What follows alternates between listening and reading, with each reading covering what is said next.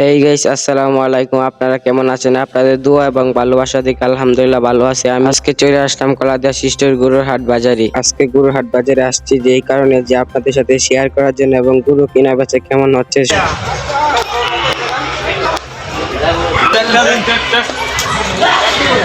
একটা পরে আমরা দেখাই মনে কি গাড়ি আমরা গরু বরাম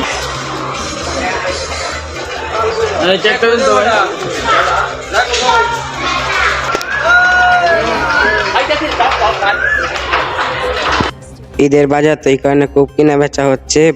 বাজারে অনেক রকমের ঘাট আছে। বাজারের ভিতরে অসংখ্য পরিমাণ মানুষ এবং অসংখ্য পরিমাণ গরু বিক্রয় করা হচ্ছে। এখন আমি আছি বাজারের ভিতরে পশ্চিম পাশে সার মলে।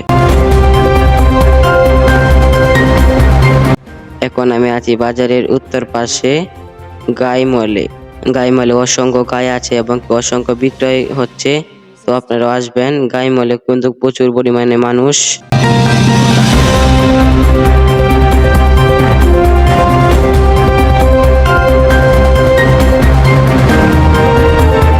এখন আছি বাজারের দক্ষিণ পাশে। এখানে অসংখ্য বড় বড় ষাঁড় গরু রয়েছে এবং কি বহিন গরুও রয়েছে।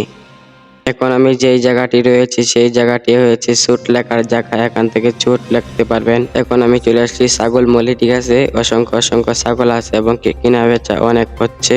ঠিক আছে, বাজারের চারপাশে দিয়ে ঘেরা, সিকিউরিটি আছে, কোনো চুরির ব্যবস্থা নেই।